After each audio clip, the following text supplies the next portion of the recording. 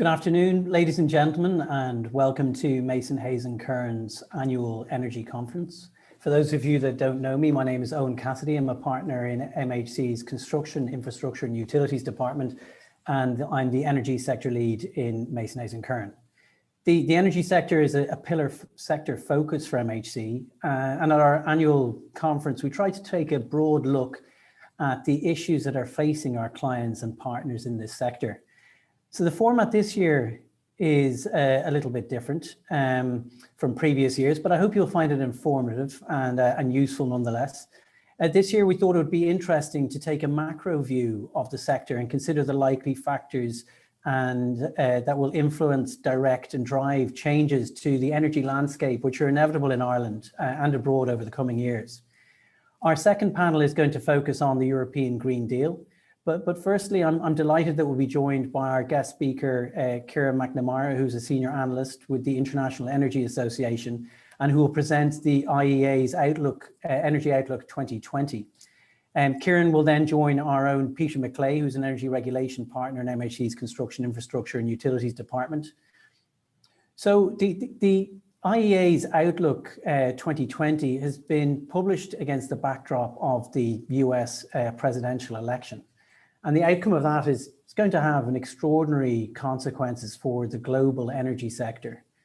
On the one hand, you have Trump, who has withdrawn the US from the Paris Climate Agreement, the only country to do so. He's relaxed environmental regulations. He's opposed to curbing global warming. And he's seeking US energy dominance through oil, gas, and coal. That's a stated ambition. On the other hand, you have Biden proposing a European-style clean energy package and promising a clean energy revolution in America with a carbon-free power sector by 2035 and net zero emissions economy-wide by 2050. So the outcome of today's polling and the election, whatever that may be, is going to have a profound impact on the global energy sector. I'm going to give my views later on at the end of the sector as to whether or not we're going to have Trump for the next 4 years or whether we might have Mr. Biden for the next 4 years. Important to have props when you're doing these kind of presentations. So I'll be holding up one of those at the end to give you my view on what that outcome may be. But in the meantime, I'd like to hand you over to Kieran McNamara to present the IEA's World Energy Outlook. By way of housekeeping, the Q&A will be open for the entirety of the conference for people to raise questions, and depending on time available, we'll try and deal with those questions on the session. So thank you very much, and over to you, Kieran. Thank you, Owen, and thanks to Peter also and all your colleagues at Mason Hayes Curran to invite me here to present our findings. It's always a pleasure to speak to an Irish audience and such a distinguished gathering as this. What I'm going to do is I'm going to quickly take you through some slides, presentation, a summary of the WEO, and then hopefully speak to Peter afterwards and walk through some elements of the presentation.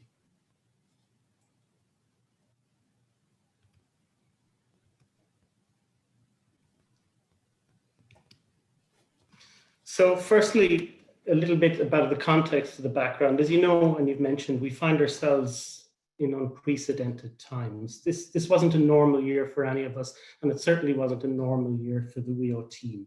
So this year, in doing our analysis, we set ourselves two key questions. The first of these questions was, how will this pandemic reshape our energy future? And the second was, how might the prospects for a rapid and clean energy transition be impacted by the disruption caused by COVID-19? Will it impact negatively the prospects for addressing climate change, or is it going to make it more different? There's no definitive answer or no answer in the short term to these questions. And for this reason, we focused our analysis this year rather than a 30 or 40-year outlook, but on a 10-year outlook, and amid two key uncertainties. And the first of these is, we don't really know how long this pandemic and its economic impacts are going to last, and we don't know how deep and damaging its effects on the global economy are likely to be. And secondly, we're still not sure how energy policymakers are going to respond. Are they going to try and revive the energy economy as it stands or stood last year? Or are they going to build a new, more sustainable energy sector in response to the crisis? In other words, are they going to go for a sustainable recovery? Now, to address this and these challenges, we adopted a scenario-based approach, and every year we develop a set of scenarios. And this year we've introduced a number of new scenarios to address the particular challenges that we're facing. And the purpose of these scenarios are to assess the direction we're heading, depending on the outlook for public health and economy. And secondly, to ask for the first time in WEO, what is required to reach net zero emissions? And you talked about Biden there, and you talked about net zero emissions by 2050. Other countries are also asking the same questions and asking how they can get there. So if we take a step back and we look at where we stood this time last year, when we prepared WEO last year, we were talking about economic growth over the next decade of about average of about 3.5% per year. We develop our economic growth forecasts with the IMF. So we were talking about 3.5. Where would this take us in terms of energy demand? It would take us approximately 1% on average energy demand growth over the next decade.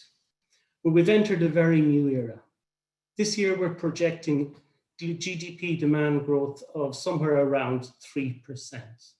But we're also guessing that the global economy will recover sometime in 2021.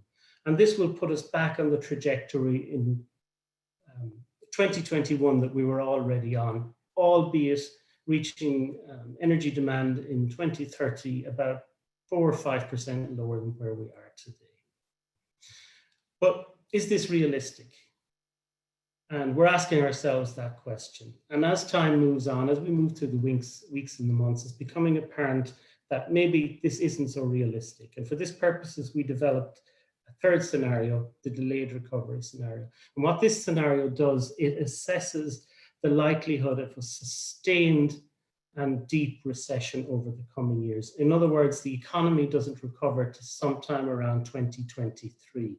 And in this case, what we're likely to see is a prolonged rate of low energy demand recovery, something like what we saw after World War I or during the Great Depression. In other words, energy demand recovers sometime around 2025. Now, what does this mean for our fuels and technologies that we use? This year, we've seen a huge decline in oil and coal demand. And the reasons for this are obvious. In oil, we're using less in transport during the lockdowns, and there was less demand for petrochemicals and plastics during that period. Coal-fired power was hit particularly bad during the lockdown. And heavy industry, particularly in China, that consumes a lot of coal, such as steel and cement production, was also impacted. We saw a decline in gas and we saw a decline in nuclear. That was a function of lower electricity demand. But renewables, particularly wind-fired power and solar PV, proved remarkably resilient during the first half of this year. But what's going to happen in the future? And we take, firstly, our stated policy scenarios. And this is where our energy pathway follows the pathway set out already by policymakers and by governments. That is, policies that the Irish government has already put in place, has already implemented, or is about to implement. And in this case, over the coming years, we're likely to see a recovery by oil, mainly driven by industry. We're going to see a continued decline in coal use, a big increase for gas, but the real winners are modern renewables, such as wind, both onshore and offshore, as well as solar PV. Now, what happens if the recovery takes longer than planned? What we see is all this immediate recovery in oil demand collapses. Coal falls even further. We see less demand in gas, but we see much, much stronger growth in modern renewables. Again, solar PV and wind-fired power. So what about oil? Well, as you can see, oil was growing on a relatively steady pathway over the last 5 years. And this time last year, it was projected to continue growing, reaching about 105 billion barrels a day by 2030. But this year, we've seen a large collapse in oil demand. But in our stated policy scenario, we see a fairly quick recovery in 2021. And after all previous shocks and recessions, oil is the first fuel to recover, such that by about 2030, oil demand is only about 2 million barrels a day lower than it would have otherwise been. But in the delayed recovery, we see a very, very different picture. We see a deeper recession, and we see oil recovering somewhat and hitting about $100 million or 100 million barrels a day by 2030. But both of these pathways are a long way from where we need to be if we want to see a long-lasting reduction in oil demand and therefore emissions. To assess this pathway, we have a third scenario, our sustainable development scenario. And this is it's a more complex scenario. And this means that we achieve all of the goals we've already signed up for. It's not a fantasy scenario. It's where we reach our goals that we've signed up to in the Paris Agreement and the Sustainable Development Goals with regard to energy access, clean cooking, and air pollution. And to get this pathway, we'll have to substantially increase our efficiency in material use. We'll have to electrify our heating, our cooling, and industrial sectors much, much more. And we will have to take much greater use of recycling. What's happening in the power sector? If we look over the last 20 years, the main driver of growth in power production has been coal and to a lesser extent, gas. About 400 terawatts of new coal-fired capacity was added over the last 20 years. And much, if not all of that, was in China, in India, and in other parts of Southeast Asia. Gas has also seen a lot of demand, generally in the developed economies, in the European Union and North America especially. Other low-carbon technologies, such as nuclear, particularly in developing and emerging economies, have seen some growth, but we've also seen a lot of hydro growth as well. But over the last 3-4 years, we've seen a big increase, a nudging up of solar PV, particularly in the developed markets. And what we see over the next 10 to 20 years is a huge transformation of the power sector. We see a decline in coal use. We see a small increase in gas, but we see a huge increase in solar PV and in wind power. Now, what's driving this increase? In terms of solar PV, the obvious one is policy support from governments. And almost every government or major economy in the world has strong policies in place to support solar PV amongst other renewable technologies. We're also seeing huge falls in the costs of this technology. It's a lot more affordable and highly competitive now compared to 5 or even 10 years ago. But the key difference is the cost of financing. The cost of financing in the 4 big markets, the European Union, it's less than 3%. In China and the United States, it's less than 4%. And the other major market, India, it's below 6%. And these factors also apply to wind, particularly offshore wind, where we expect large growth over the coming years. Coal is very, very badly hit. And that's for the reasons I've just given, the increased competitiveness of renewables in developing countries, but in developed economies, it's the strategies governments have adopted to phase out coal use in the power sector. And we're seeing that very dramatically, not just in the European Union, but also in North America. But the future can be even brighter. If we look at our sustainable development scenario, and this is where we try and achieve our climate goals by 2030, as well as our sustainable development goals. We see a huge collapse in coal use for obvious reasons. We see a boom in wind and other low carbon, particularly hydropower in Africa, in South America, and in China, as well as onshore wind power. But the real winner on this scenario is solar PV yet again, accounting for about 8,000 terawatt hours of electricity outputs in the coming decade. A word on grids. Grids are the cornerstone of the modern economy, and they are the vector of any clean energy transition. Over the next decade, we're likely to see 16 million kilometers of new power lines being built worldwide. This is more than twice the amount that was built over the last decade. And there's a number of reasons for the need for this build out. The first of these is the rapid expansion in wind power and solar PV. The second of these is the need to digitalize existing networks. And the third of these is replacement and refurbishment of existing networks, particularly distribution lines. But there are some clouds on the horizon, and the impact of the crisis is one of those. In almost all major markets, we have seen a decline in grid operator revenues in the first half of this year. In the United States, in China and Germany, where the grid operators have reported first half figures and financials, we've seen declines of 3 and 4.5% respectively. We're seeing larger declines in European markets. And this means that investments could be threatened, the cost of capital could rise, and much needed investments could be postponed. Therefore, there may be a need for governments and regulators to take action if we're to secure investments over the coming years. Now, a word about emissions. I mentioned earlier that in 2020, we're likely to see a 5% fall in energy demand. But because a large portion of that energy demand fall is carried by oil and gas, we're actually going to see a much larger decrease in CO2 emissions by as much as 7%. But is this enough? If we look at our state of policy scenario, and that's if we keep going the way we're going, you'll see the drop there in 2020, but it's not long after it recovers and remains relatively flat towards the end of the century, heading towards 2070. What this means in reality is we're heading towards a temperature rise on average of about 3 degrees centigrade. This is clearly unsustainable.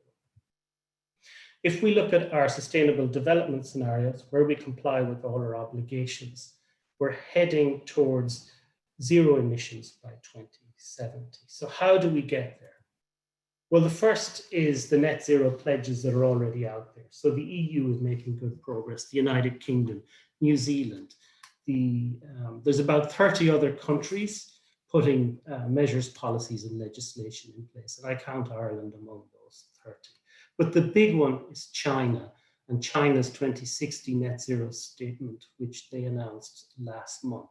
And how they do this and how realistic this will be should be addressed over the coming month in their 5-year energy plan, which currently is being developed. And thankfully, we're supporting them in the development of this plan. But this has also inspired others, and Korea and Japan are amongst those that have announced another net zero statement recently. But there's still a huge gap between here and zero emissions by 2070. And earlier Eoin spoke about the United States and Biden's proposals. That would go about 1/5 of the way. India would go another 15 to 20%. But even still, all of the remaining countries in the world would need to reduce their emissions by about an additional 20% by 2030, an additional 60% by 2050, if we are to get there. But there's even a greater challenge out there. And a lot of people are talking about getting to net zero by 2050. But this will take a huge leap, far beyond the ambitious goals we've already set ourselves in the sustainable development scenarios and the Paris Agreement. So the obvious question to ask is, if the measures already in place or those being planned or discussed aren't good enough to get us there, what do we need to do to get to net zero by 2050 in the energy sector? Firstly, there's a number of different actors in the sector. We have industry and companies. We have the private individuals. We have companies, we have government, we have finance institutions, etc. In terms of industry and companies, they have a whole variety of tools at their disposal: hydrogen, offshore wind, eliminate flaring and methane emissions, etc. But if we take just one, low carbon hydrogen production, about 500,000 tonnes is produced per year at the moment. That needs to increase at least 100-fold by 2030 to about 40 million tonnes. Private individuals have a whole raft of tools at their disposal, and we're seeing increased use of this. And 2020 has shown what can be done with the reduced use of cars during the lockdown, more teleconferencing and video meetings such as this. Ideally, I could be in Dublin today, but we're doing it this way. It's just as efficient, and we're all learning new ways of doing things. But one simple measure in the transport sector is cars. At the moment, about 2.5 million electric vehicles are sold each year worldwide. That needs to increase to about 50 million a year if we are to hit net zero by 2050. And finally, financial institutions. They can offer a whole variety of financial tools and investment mechanisms to enable companies and citizens to make the necessary investment. At the moment, they provide about $380 billion of clean electricity investment finance every year. That would need to quadruple to about 1.6 trillion by 2030. And to put that amount into perspective, the highest amount ever invested in the oil and gas industry was about half that amount in 2014. I think it was about 840 billion. So what we're talking about is huge amounts of capital. We're talking about huge commitment from citizens and huge commitments from industry, a sea change in the way we do things. And the glue that hold all of these together are governments and government policies. These policies are critical, and these are the enabling tool that will allow all of us to move onto the necessary low carbon pathways. But what I'm talking about there is the future. What can be done if we make investments, if we change the way we do things, how we can reduce emissions from the energy sector. But we also have a huge problem with existing infrastructure. Our CO2 emissions profile has climbed over the last century. We're somewhere between 30 and 40 million gigatons of CO2 per year. Roughly split between 40% power, 40% residential and agricultural, and 20% industry. And if we take a look at where we are today, there's about 2,000 gigawatts of coal-fired capacity already in place. There's a huge amount of old or new, recently built steel and cement manufacturing capacity. There are a vast amount of new cars on the road. There's a huge amount of housing stock that will be in place for the next 50, 60 years. And all of this plant is responsible for a large amount of CO2 emissions. So we estimate, look, going country by country, plant by plant, industrial site by industrial site, etc., it'll be 2070 before the existing power stock will be exhausted. It'll be sometime similar before the industry portfolio will be replaced. And then we have the problem with the housing stock and the agricultural sector. Therefore, we need to put measures in place to run down the emissions profile of these sectors. So in terms of power, we're talking about CCUS. We're talking about changing the way we operate coal-fired power. We're talking about more material efficiency in industry, more efficient means of producing cement and steel, because we need this steel, we need this cement to drive the sustainable economy. And we're talking about investing vast amount of money in the housing stock. And this is an example where Ireland can do a lot and has proposed to do a lot to reduce the emissions profile of the residential sector. And if we were to do this, we could limit the temperature increase from the existing energy infrastructure to about 1.6 degrees, 1.65 degrees per year. Therefore, in conclusion, to save time, I'll just leave these up here with you. It's up to us. We have an opportunity now to put ourselves on a more sustainable and secure energy pathway, or else we can revert to the way we did things. Renewables are taking off. Solar PV is leading the way, but we have a problem this year. The amount of people with access to electricity and clean energy is falling for the first time in 6 years as a direct result of the crisis. We're also facing problems to invest in grids. The crisis is also squeezing oil and gas operators' revenues and investment. And this is shifting their decisions whether or not to invest in their green and sustainable portfolios. Going to net zero means a huge ramp up in investment and clean technology deployment to reduce costs, to look at new fuels such as hydrogen, to invest in battery storage, carbon capture utilization and storage, etc. There are no shortcuts. What we're talking about is a profound change in the way we do things, a profound change in our behavior. And this will be guided by good policies, and governments are the key driver and player in delivering those policies. We all face a choice, citizens as those who elect and put in place governments, but also investors and companies. Thank you very much for your time. That's a very, very short look at the World Energy Outlook, and I'm happy to speak to any of you or deal with any questions via email or any other way.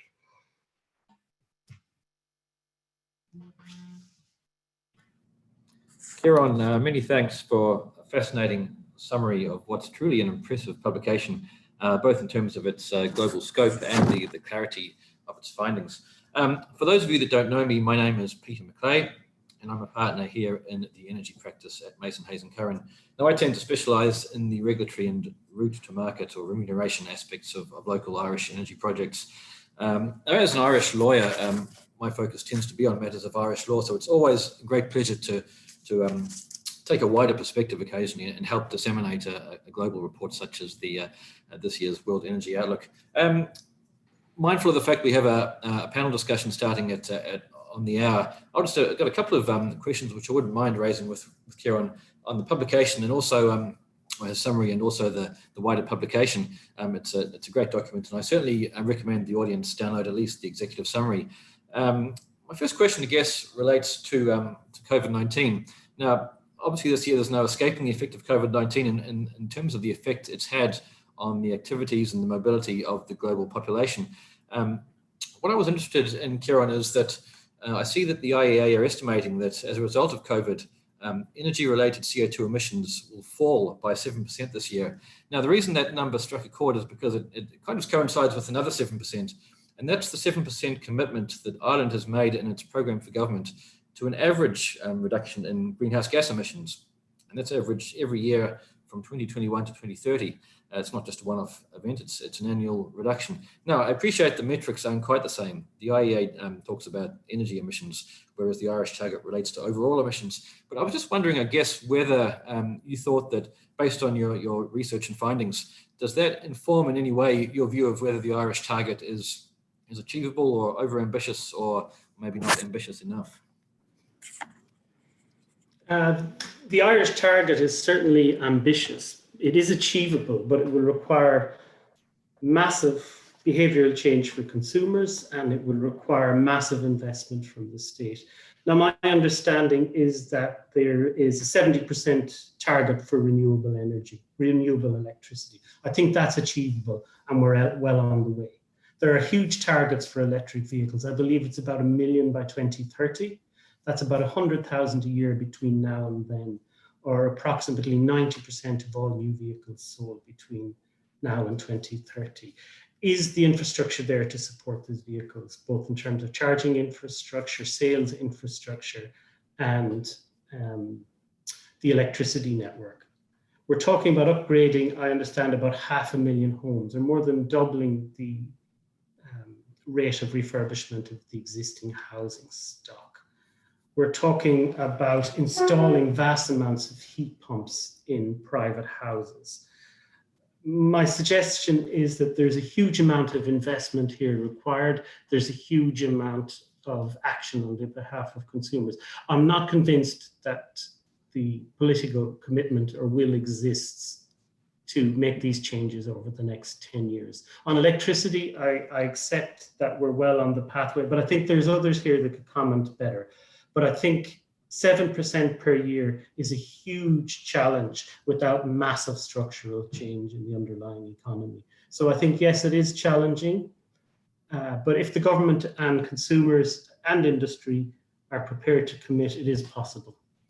We've seen it elsewhere. Yeah, it sounds to me like a micro version of the macro issues, the macro level issues that your report discusses. It's just a but I will add, the Climate Act that's going through Dáil, the legislation that is being discussed in Dáil at the moment has some very interesting mechanism there, such as the 5-year economy-wide carbon budgets and the stronger oversight from the Dáil committees, etc. So I think that some of the tools that are available are very, very useful.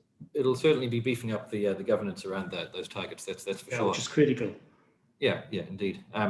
Yeah, well, I think with that, I think to me the takeaways from the report are that at a global level, the choice really does remain in our own hands. We can't and shouldn't let the economic problems caused by COVID do the heavy lifting for us. We really do still face the same choices that we've faced for a number of years in relation to decarbonisation and sustainability. So again, Kieran, thanks very much for taking the time to present to us today.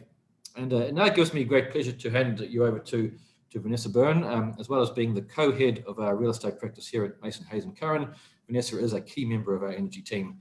And today, Vanessa will be chairing a panel discussion on the European Green Deal. So I guess we're narrowing the focus slightly. We were going global, we're now going European. So Vanessa, over to you. Thanks, Peter. Hi, everyone. Peter introduced me there. Vanessa Byrne. I'm co-head of the real estate team in Mason Hayes. Our topic for discussion today is the European Green Deal. So faced with the growing climate emergency, the EU has rededicated itself to a new growth strategy to achieve climate neutrality.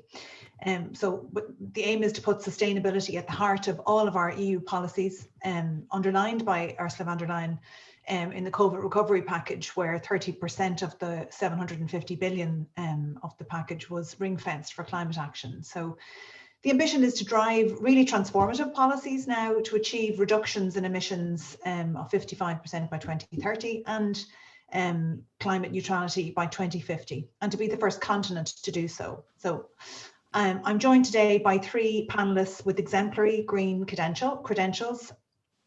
Green Party MEP Kieran, Thomas Briggs, Loan Officer with the European Investment Bank, and William Walsh, Chief Executive of the SEAI. So Kieran, I'll come to you first, if you don't mind, to give us the European political insider knowledge. You cautiously welcomed the Green Deal when it was launched. Can you tell us a little bit about the mood music in Brussels now? You know, how is COVID impacting how the Green Deal programme is kind of being rolled out, and what's the political dynamic like on the ground? Yeah, well, it is a busy time in Brussels. And while many of the buildings around the European Quarter are closed or operating a bit like the Central Business District in Dublin at minimal capacity, the legislative train has left the station and is gathering speed. I think it is a very busy time in Brussels. And to echo Kieran McNamara's words about a profound change, this is a paradigm shift. The European Green Deal is gradually being disseminated, and people are realizing that this changes not just energy, construction, transport, agriculture. Every single sector, I think, will see profound change over the next 30 years. And a lot of those changes are front-loaded in the recovery and resilience funding. And I'll talk a little bit about that in a minute. I guess from my own perspective, I've been involved in local, national and European politics for 30 years. And about once a decade, I see a green wave that comes in and gathers momentum. But like any wave, it then dissipates. But this wave, and it's probably the third one I've seen, and I think it's a little bit different, because I think the understanding of climate change is permeating through the political consciousness. It hasn't reached everywhere yet, but I think there is an inevitability about it, primarily because we are already seeing the impacts of climate change. We're watching what's happening in the Arctic. We're seeing extreme weather events around the world. And just this year, I've looked at headlines from Siberia to Australia to South America to the American Midwest of these devastating forest fires. It doesn't feel like a normal year. And that's before you've fed COVID into the mix. And yet, we do need to see behavioral change. And that change has to come not just in Ireland, where, you know, if we said, let's bring speed limits down from 120 to 110 kilometers on motorways, there'd be massive objections. Joe Duffy's switchboard would go red. So I think there is a real disconnect between what the science is telling us and where the political dynamic is. And that's why I cautiously welcome the European Green Deal, because I think actually we have to do more than what Ursula von der Leyen is saying. But I think communicating that to the wider audience is extremely difficult. But those changes are occurring. I mean, Shell hosted a webinar yesterday, and they were attacked on social media over their policies. And I don't think they expected that. And I think we might see more of that to come in this shift. And maybe it's a generational shift that is most visible amongst a younger generation. But I think it is also finding its way into investor behavior. And that needs to be talked about as well. I mean, look, COVID came out of the blue, but climate change did not. And I think the COVID crisis is a global crisis which goes to the heart of our society, but we can use that crisis to maybe impact or assist us in the shift in how we address climate. Look, within the Parliament, we have 20 committees. I sit on the Transport Committee and the Energy Committee, and I see those changes coming through there like, you know, a freight train. The amount of legislation that we're dealing with this autumn and into the spring is enormous, from hydrogen to methane to sustainable transport strategy. The list is as long as your arm. And I see this happening not just within Europe. I see a company, NextEra Energy in Florida. It's the world's largest solar and wind power firm, and it's just surpassed ExxonMobil in stock market value. So it's happening in the US as well. I mean, talk to Eddie O'Connor about their investment in Texas in wind energy there. It's actually happening at a global level. But bringing it back to Europe, I mean, Europe wants to use its post-pandemic recovery plan to really reinforce the fight against climate change. About 30% of that funding of 750 billion will be aiding the will be climate focused in the post-COVID recovery. And that's separate from the 1.1 trillion in the multi-annual financial framework that runs for 7 years. Depending on what financial package you look at, it's generally between 30, 40, 50, 60% of the money is focused on climate. Now, the kind of rows we have are around the detail on this. For instance, if you're retooling your car manufacturing to produce electric cars, is that 100% climate funding, or is it 50%? Is it 30%? That's the kind of thing that takes up our hours on committee. But it is happening, and it is happening throughout every aspect of European funding. Clearly, it's getting more traction in Northern Europe, in Northwestern Europe, and it is more difficult as we head towards Central Europe and Southeastern Europe. But essentially, we're offering, you know, cash for clunkers. We are saying to the coal belts of Eastern Europe, we will pay you to retool your industries, to retrain your staff, and to bring us into this different world. And, you know, as long as there's cash on the table, I do think it'll happen. And I'm very mindful of what will happen across the water, across the pond tomorrow. But Joe Biden is talking about 2 trillion in the first 4 years to invest in climate action. So Europe is not alone. I mean, we're moving faster than some other geopolitical territories, but we are moving fast. Kieran, I just wonder, how do you see then, how can we, I mean, this wave in Europe and hopefully globally is kind of supporting these policies. How can we bring that home to Ireland? How can we get the impact and the benefit here in Ireland? Yeah, that's a good question. And we talked about how we may get that 7% that we want to see every year for the next decade. We may get that by default in this year, which, you know, is helpful. But my colleague Eamon Ryan has said very bluntly that the heavy lifting will take place later in the 2025 to 2030 period. A lot of that relies on ocean energy, and I think it is crucial that we get ready for that wave. I was talking to people on the West Coast about the expansion of Galway Port. Are they ready for ocean energy? I don't think they are. I mean, their port expansion was predicated on cargo and cruise ships. But I think we have to rethink that and think about how would we service a massive investment in offshore wind? Where would we manufacture those turbines? Will we simply be, waving trucks through or ships, or will we be making those industries happen here? And look, I remember flying into Copenhagen in 1982 and seeing wind turbines beside the airport. I think if we're to harness this wave, we need to be really pushing ahead with strategies that are at a national level that tie into what's going on in Europe. The European Commission is about to launch its ocean energy strategy within the next 2 weeks. We need an ocean energy strategy that links in, it almost, joined at the hip to that in order to maximize the benefits. An example of this joined up thinking is a report I wrote over the last few months, kicked off in January, on what we call the renovation wave. This is the impetus to bring every building in Europe to near zero energy. That can't be done overnight. It'll take about 30 years. And with my background as an architect and planner, I can see the complexity of doing this. And also, it needs money. The report I wrote said that the EU needs to spend about 75 billion euro a year of its own resources in order to prime this to make it happen.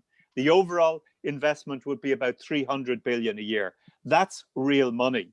And I think we need to ensure that the Irish renovation wave, and Willie knows what this is all about, it ain't cheap. And we know to bring an average dwelling, to deep retrofit an average dwelling, that could be 20, 30, 40,000 euro. But if we do it right, if we reskill our workforce, we can generate an extraordinary amount of green jobs in doing so. So I guess, in a sentence, we need to retool, retrain, and get ready for the change of focus that is coming from Europe. Thank you, Kieran. And actually, that's a good segue now into Thomas Briggs. I wanted to bring in the finance angle. Thomas, I think, green finance and sustainable investment by ESG is something we're all very familiar with. But, we're now in a critical decade in terms of climate change, and the EIB, has an important role to play there. And I think, we accept that you're an implementer of policy as opposed to a driver of the policy itself. But can you tell us a bit about the European Investment Bank's role in the Green Deal? Sure. So I think first, for those who don't know, the European Investment Bank is the bank of the European Union, and it's owned by the member states. Now, the bank is now committed to becoming the climate bank. And what this means in practical purposes is by 2025, about 50% of our lending will be into climate action. So that's everything from renewable energy, but also looking at things like wastewater, how we move industries into the circular economy where their outputs are reused as inputs. That's come in conjunction with a number of other policies the bank's introduced. So we've become Paris aligned. So all of the projects that we will finance going forward will need to be in compliance with the Paris Agreement. And that's meant things like fossil fuel lending have been phased out. And I think also we're trying to look at how we can bring new energy technology that's out there into play in the European economy. This was the goal of trying to mobilize about €1 trillion by 2030 overall. Okay, that's. And really, I think the last thing to probably mention is that it's not the only program. There's things like the Just Transition Fund that we also think will be involved in. The Just Transition Fund is something that I've read about, but and my kind of layman's interpretation of it is that it's the kind of social equity bit. It's the kind of how to equalize the playing field a little bit, how to bring those countries that Kieran mentioned, the kind of Eastern Bloc maybe countries that are from a slower start, or those who are more dependent on coal and peat. In peat obviously being one that's of interest to us. So how is that? How do you see that working, this just transition mechanism? I think we're also still waiting to see the full details. Where I see it at the moment is I think that the member states have to come up with their own just transition plans, identifying areas which are going to be particularly impacted by this transition. And the Irish government will do that. We also understand that companies like Borden Mona would be heavily involved in that, given their background. The bank will provide, I think, technical assistance to those companies and the government in helping them.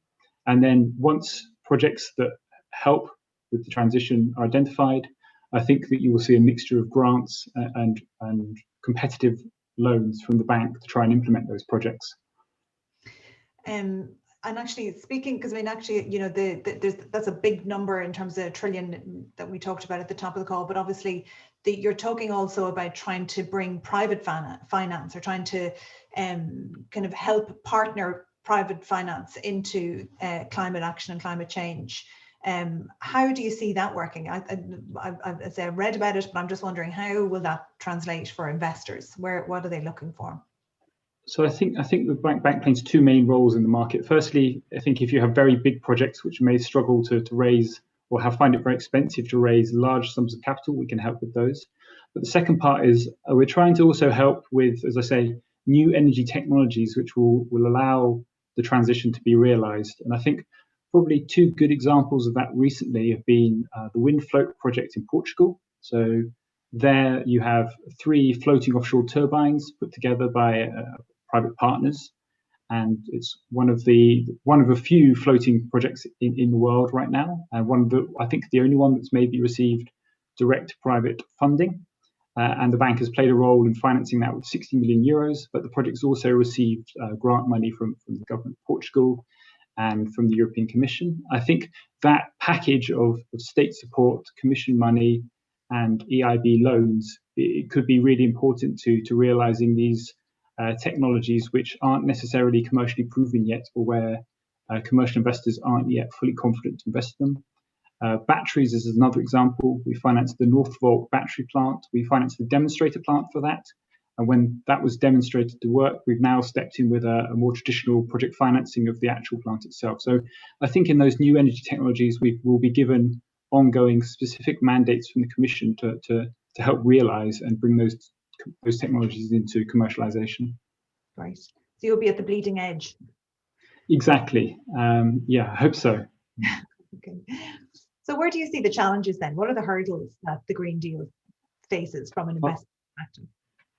I think, as Kieran, I think, well, the big overall challenge is clearly, as identified in Kieran's presentation, was that there's a lot of changes that are going to be needed, and a lot of money to finance those changes are going to be needed. I think that's one way of looking at it. I think the other way of looking at it also is that this is obviously a huge opportunity for new businesses to be built, for new jobs to be created, and that's also going to require a lot of financing. And the EIB, I think, has a key role to play in providing that. I think if we take something like a sector like offshore wind in Ireland, this is something that's clearly going to be needed for Ireland to meet its goals in 2030. It's something that will be completely new to Ireland and will bring all sorts of new challenges for the stakeholders in the sectors. EIB has experience in this sector, and I think we can certainly bring some of our experience from other countries into Ireland, as well as a large check for some of those projects that need it to get them over the line. And we hope that will also stimulate, as I say, jobs and other opportunities. I think where we can identify opportunities upstream, which are blocking the deployment of sectors like offshore wind, say, for example, in ports, that's something else that we'd also want to look at to see whether that's something that we can finance as well and help with. But it's, as said, it's as part of we're one stakeholder as part of an overall environment where you need the regulation to be right, you need the right corporate partners to lend to, and you need the technology to work.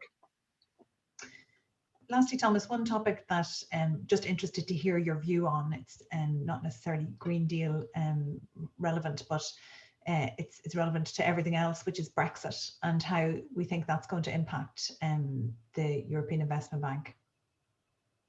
So the bank has now said goodbye to the UK, who were a shareholder up until January 2020. As Ireland knows better than anyone else, that's clearly the UK leaving wasn't the end of the story, and it's the same with us. I think the bank is incredibly conscious, though, that Ireland is particularly exposed to the impacts of Brexit, and we've already put in place, I think now in total, 800 million euros through the Strategic Banking Corporation of Ireland to finance SMEs and farming businesses that have been affected by that. I think there will be ongoing vigilance to see what else can be done next year, especially noting that obviously COVID is happening at the same time as this, and that's far from ideal. Okay. William Walsh, can I bring you in now to talk to us a bit about, I think, a topic that's been mentioned by Kieran and Kieran McNamara was renovation and retrofit programs, and I think that's something the SAI has a key role. I think we talk about 40% of our emissions coming from buildings. Can you talk to us about the national program?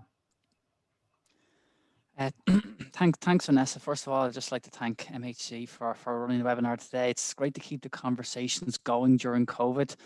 I'm constantly reminded that we're in the face of a climate emergency, so it's ever increasingly important that we keep these conversations going. So thank you to MHC.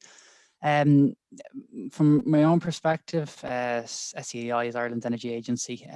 Kieran mentioned there across the busy portfolio that happens in Europe at the moment, and on a national level, we're involved in an awful lot of those conversations around energy efficiency, renewables, transport, research, policy. So it's good to hear that we're not the only place that's dealing with such a broad spectrum of climate-related issues. In relation to buildings and in relation specifically to domestic heat and the retrofit programme, the Climate Action Plan in 2019 detailed, I suppose, Ireland's ambition to, first of all, set up a national retrofit task force, which was a cross-governmental body, task force that looked at the issue of this national retrofit target that we have in the Climate Action Plan of 500,000 homes to be retrofitted to B2 by 2030. Very, very significant and challenging target. So the task force has set on a number of occasions, and there's been significant amount of work being completed, interrupted slightly by COVID.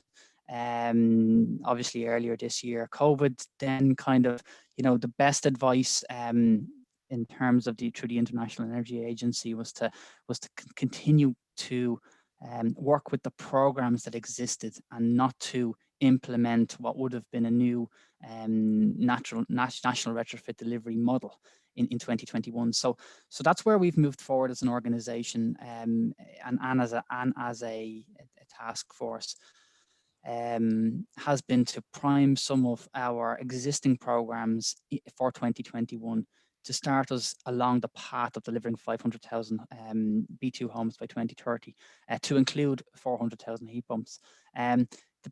That challenge itself, considering in 2020 we did around 3,000 homes, in 2021 we're targeting 8,000, and we have a glide path right up to 500,000 to 2030. Significant change, a significant challenge, and a significant change in how we as a society operate. In terms of the task force, we've identified 4 areas that we really need to figure out. And first of all is, who do we go after and what can we offer? So really this is around demand generation, and getting people to want retrofit. So people, I suppose Irish consumers, Irish homeowners, Irish people, they are very attached to their homes, and we need to make retrofit a thing. We need to make retrofit something that people don't have, like their car, like their holiday, so that it becomes something that they will invest in. I suppose the wins we have behind us in this space is as Irish people's thirst to invest in their homes, and the benefits that are available through retrofit, such as more comfortable homes, energy efficient homes, doing your piece for the environment, and increasing the value of your home. So the second kind of pillar of the challenge that we have is where will the money come from, and how do we unlock cheap finance? And it's great that the EIB are here today as well, because undoubtedly that there will be opportunity and options there. We've seen from this year, there was what we refer to as a one-stop shop, or a green hub, between An Post and SSE have come together to offer a full offering to I suppose, homeowners to complete retrofit to their home and unlock finance and have contractors to go in. So we're looking at that potential model of what we refer to as a one-stop shop as to how we may deliver these homes to 2030. Another challenge that we face in relation to retrofit is getting 30,000 workers by 2025, the skills and getting workers in place to allow us to deliver that. And then the fourth area which we're looking at is how we will manage it and what the model might look like.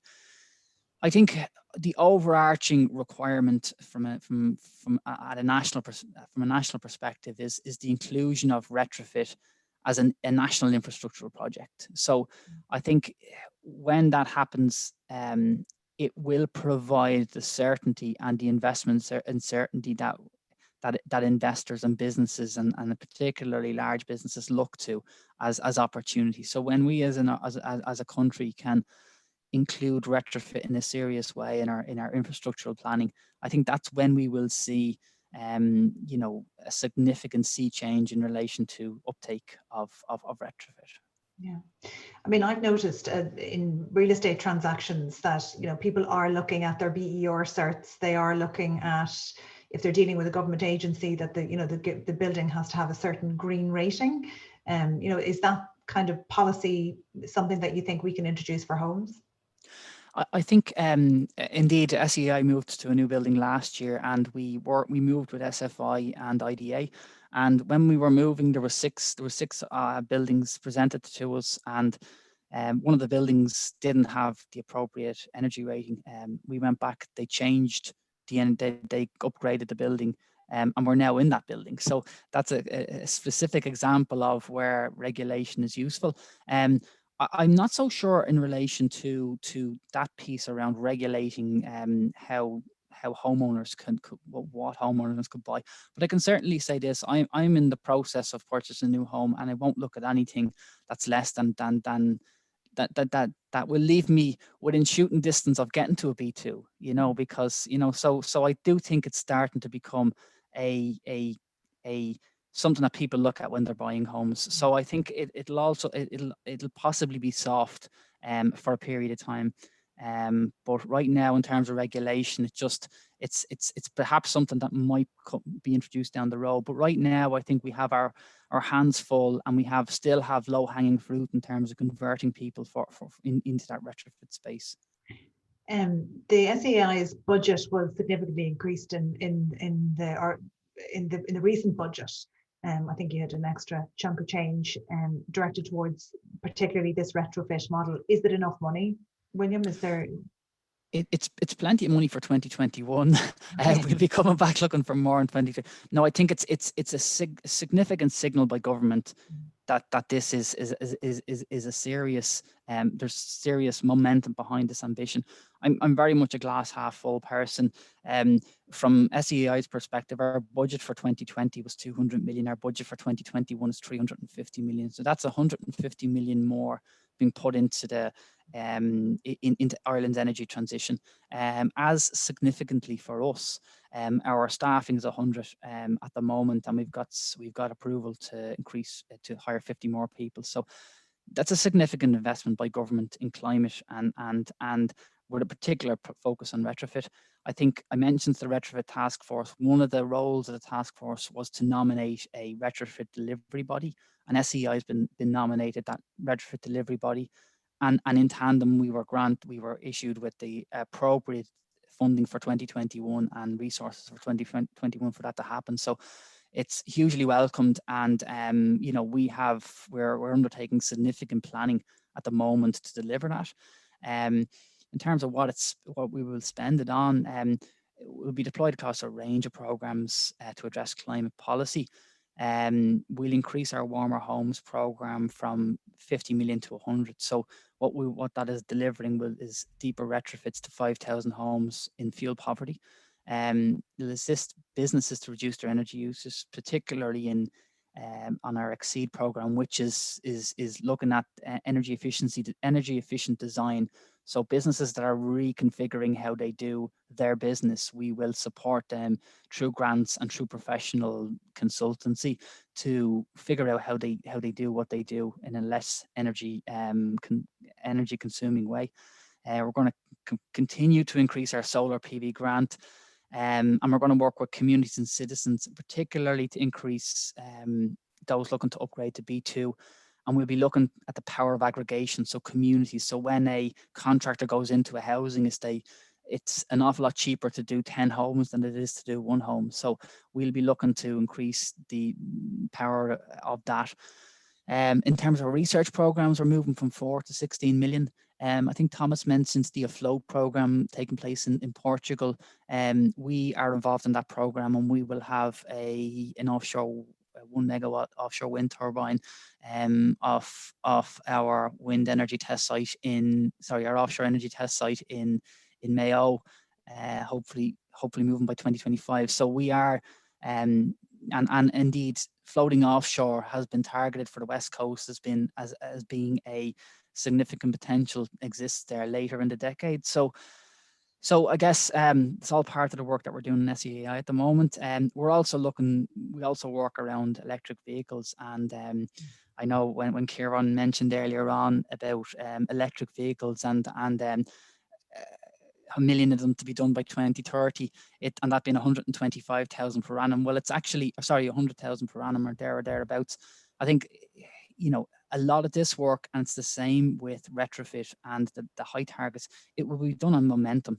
So we're targeting 125,000 electric vehicles on the road by 2025. And then the barriers start to fall and the momentum starts to come. And, from our perspective, the technology, the range anxiety, the infrastructure, all of these things will culminate to really increase uptake post 2025. So the challenge for us now is to ensure that momentum is started, and the conversations are started, and people are making those decisions, and the early adopters are making those decisions, and momentum flows from there. Just in terms of my final point there, in terms of the 500,000 homes, SEAI as an organization has funded 440,000 retrofits already. So they may be shallow, there's less of them that are in the range of the 30,000 per home that Kieran mentioned, and that is the cost of a B2 retrofit for most, depending on how far you're moving, be it from an F to a B2 or G to a B2 is going to be more expensive. But we've done 440,000 homes in and around the 3,000 to 4,000 euro retrofit. So what it does demonstrate, though, is there's an appetite for retrofit, and that people are willing to do it. So we are confident. The big numbers don't scare us. It's about getting that momentum, though, and then covering off on those 4 pillars that we have, which is kind of making sure that the low cost finance is available, making sure that the skills are there and the quality is there, and that. So yeah. Can I just actually give you, Kieran Coffey, if you were able to unmute yourself there to just respond to that? I mean, you sound like you're very much on the same page in terms of what the SEI are trying to achieve, and Kieran, what you're promoting in terms of the renovation wave. Is there any conflict between those positions, or can we be doing more? Or are you seeing some EU countries who are doing this better, or who are out ahead, or who are the leaders? Yeah, no, I think what William is talking about ties in very clearly to the work I undertook for the Energy Committee of the Parliament.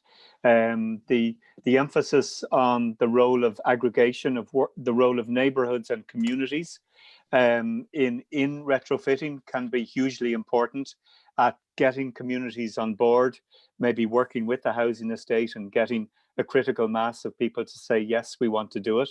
And that is what works. And we see that in the Basque Country in Spain. We see it in the Czech Republic. We see good examples from Wallonia in Belgium. So looking around Europe, if you get community buy-in, it really helps with this, with the process.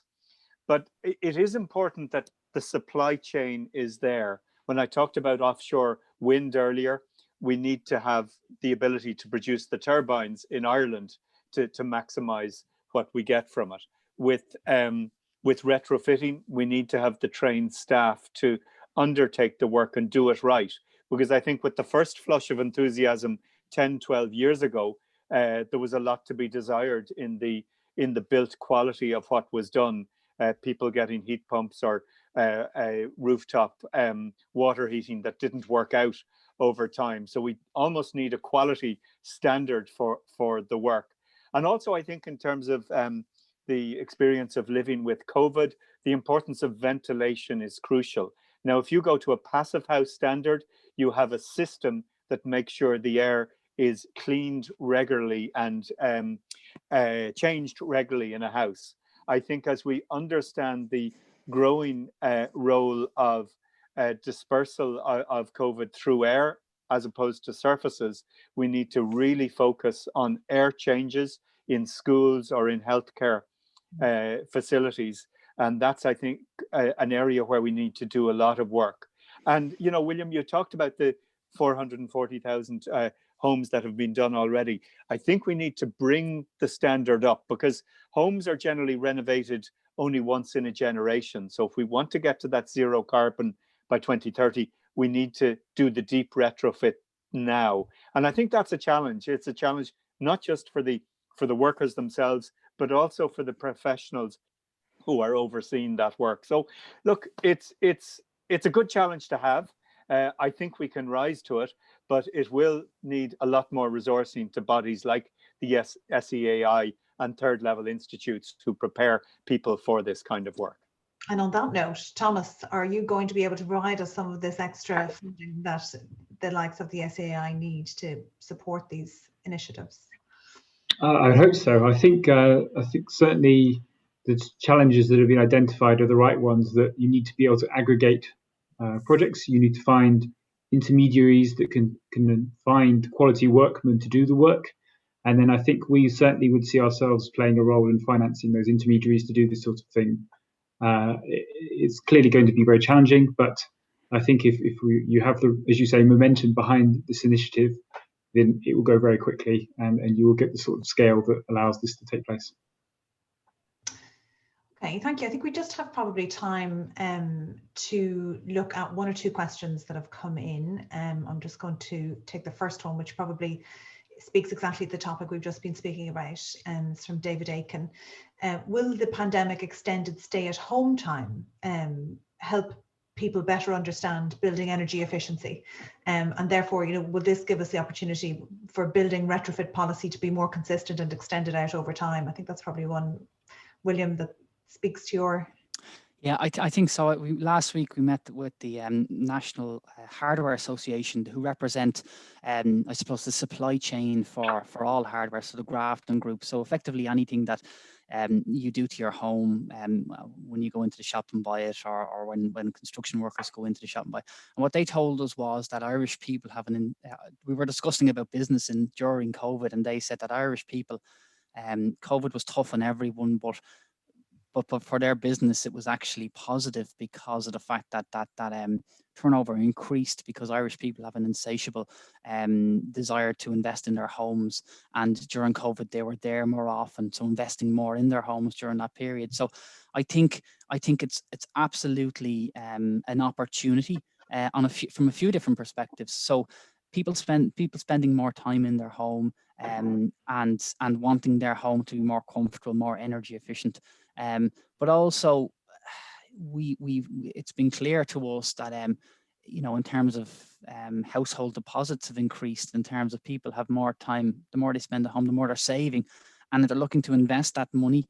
The banks have indicated that there's significant funds on deposit from homeowners, and they've increased during COVID. So if we can convince people to use that funding to invest in their homes, so I think there's a few different angles to that, and it is a positive opportunity perhaps from COVID. Thank you, William. One question, Kieran, that's come in from John Harris. It's technical enough, so I'll see how you fare with this. So when we talk about the energy associated with mining extraction of raw materials for cars and batteries, is this factored into our zero emissions goals? You know, are there strategies for addressing the finite availability of materials for batteries in particular? Is that something that...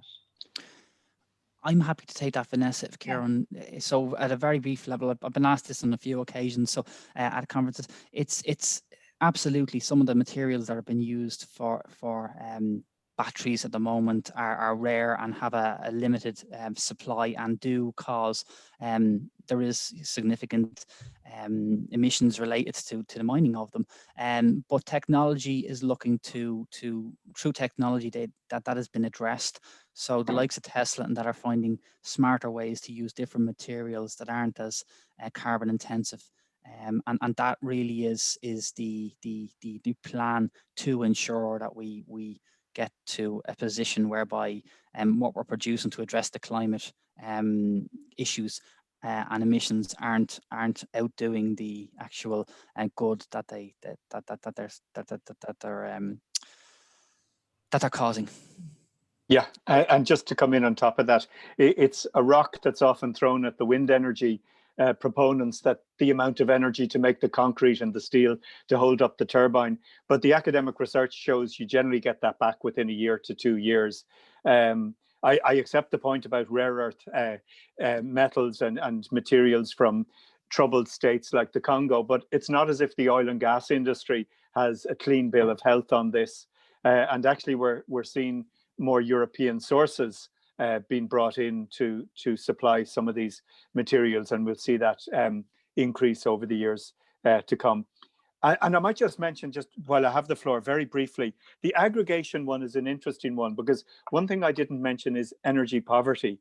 And there is real potential to tackle energy poverty, or what we call in Ireland often fuel poverty, by aggregating units of local authority or social housing. And I think there's a real opportunity there for companies to come in and take 100 or 500 units, maybe with the EIB or other financial organizations, to bring up the aggregation to 50 million or 100 million and deliver, maybe over a 20-year period, a massive retrofit of those units. Sounds good. Yeah, Kieran, that sounds exactly like the kind of innovation that we need to see. I'm going to wrap it up there, everybody, because I think we've just come up against our time limits, and I just want to let everybody go as we promised we would. So I just want to thank all of our panelists today. I'm going to hand back to Eoin, who's going to make some far-seeing predictions in respect of the election.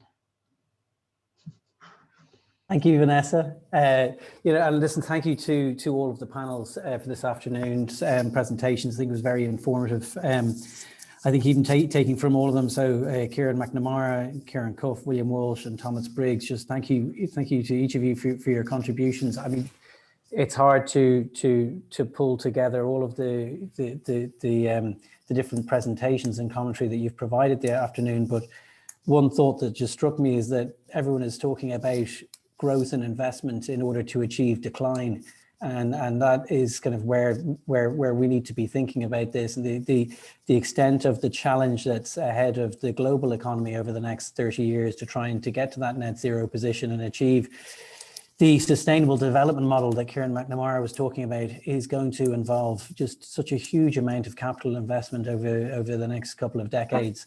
And I think, and Kieran Cuff mentioned retool, retrain, and get ready for that. And I think that would be a kind of a message to all of our clients in looking at this sector and space. So I guess we will know, possibly not today, possibly not tomorrow, what the outcome of the US election is. So I was trying to think of which of my props I could use to give you my bet. And I found a new one. So I found a new picture, which I think probably sums up the potential outcome best, because that could be a Trump win. I think, very unlikely. A Biden win, and oh my God, how am I going to deliver?